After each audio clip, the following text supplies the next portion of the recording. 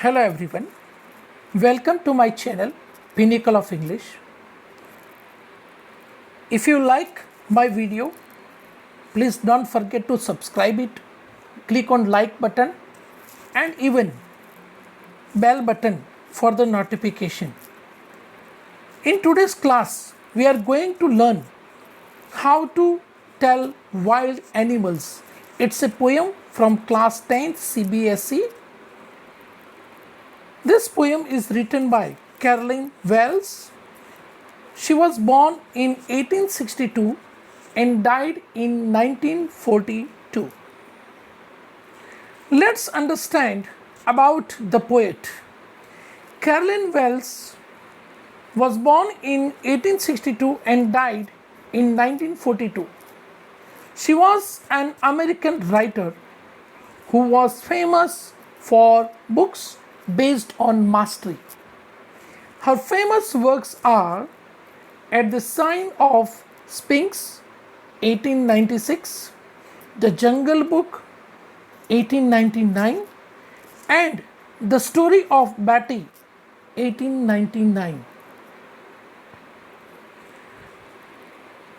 Let's understand the poem with a short introduction. In the poem, the poet has explained the characteristics of various wild animals in a very funny way. She has used language in a way that it generates humor. She is introducing the reader to various kinds of wild animals like Asian lion, Bengal tiger, bear, etc., explaining each of the animals in a very humorous way. Now, let's see the first stanza of the poem.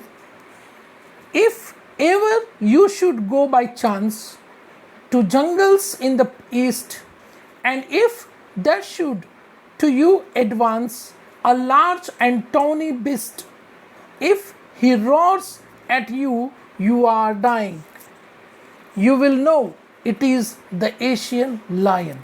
In this stanza, the poet is talking about an Asian lion. If you ever go to the jungles in the east, you may find a brown colored huge animal coming towards you there. If it starts roaring at you, you will feel as if you were dying. If such a beast encounters you in the eastern jungles, you must be sure that he is the Asian lion.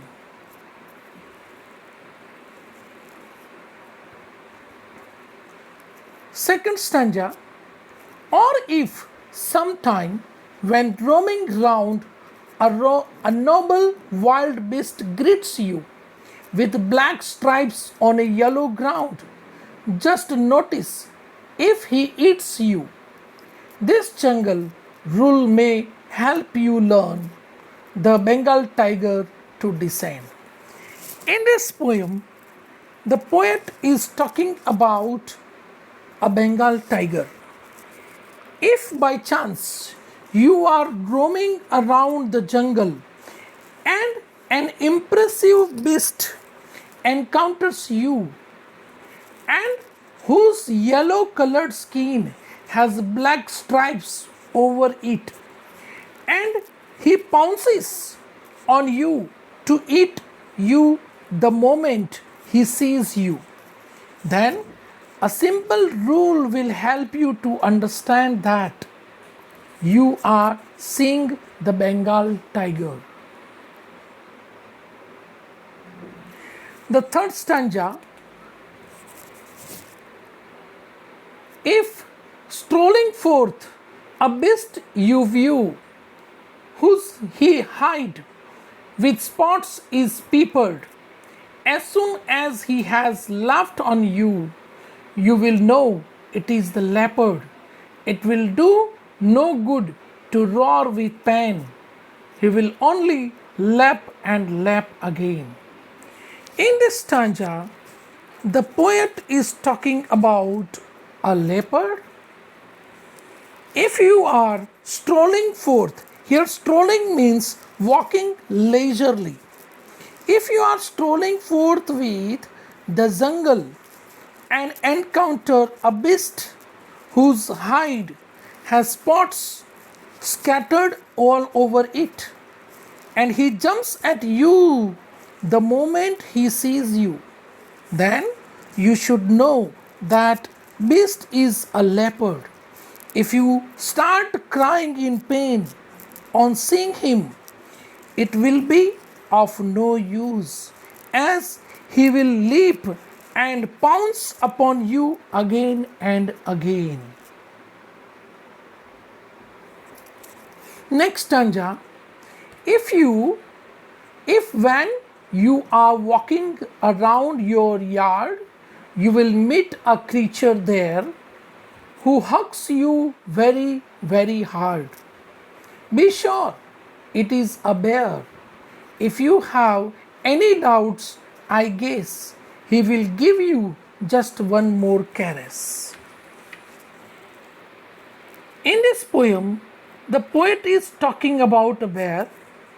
If you are walking around your courtyard, you may meet a creature there. If he hugs you hard, it is sure that he is the bear. If you have any doubt about it, he will give you another loving touch.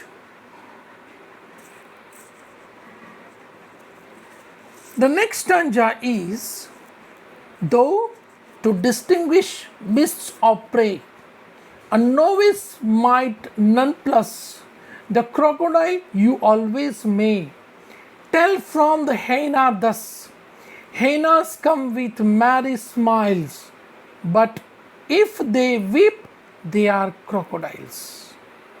In this stanza, the poet is talking about a crocodile. For a novice, here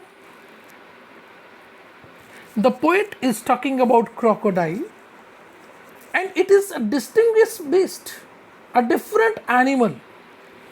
For a novice, it is not an easy job to distinguish among wild animals and beasts of prey.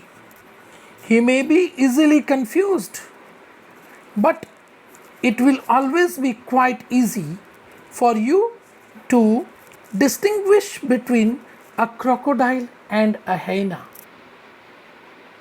Hyenas always come smiling happily. If they come weeping, then surely they are crocodiles. The next stanza is, the true chameleon is small, a lizard sort of thing. He hasn't any ears at all and not a single wing. If there is nothing on the tree, it's the chameleon you see. In this stanza, the poet is talking about an animal called chameleon. A true chameleon is a small creature like a lizard. He doesn't have any ears at all, nor does he have a single wing. If you don't find any other creature except him, then you must be sure that you are seeing a lizard sitting on the tree.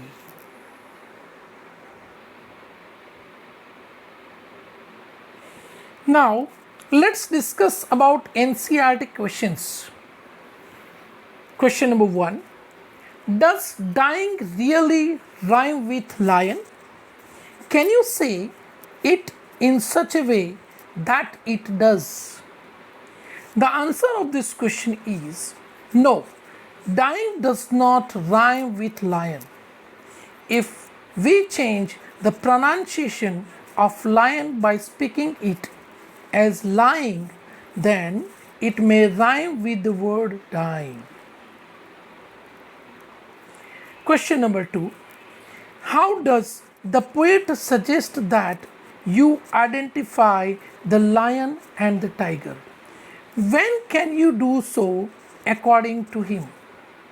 The answer is a lion is a large and tawny beast, a very big, a very huge animal, very energetic, very powerful animal. A Bengal tiger has black stripes on its yellow coat. Here, the poet is talking about yellow coat means yellow skin. And on his skin, we can find black stripes. A lion roars when it falls upon its prey, while a tiger attacks silently. We can identify the two while roaming in the jungle. Next question is, do you think the words lapped and lap in the third stanza are spelled correctly? When does the poet spell them like this? Answer is, the word lapped and lap are not spelled correctly. The poet has spelled them like this in order to maintain the rhythm of the poem. The correct spelling of the word lapped is lipped and lap is leap. The poet has intentionally spelled them correctly to create a sense of humor. Next question. Do you know what a bear hug is? It's a friendly and strong hug, such as bears are thought to give as they attack you.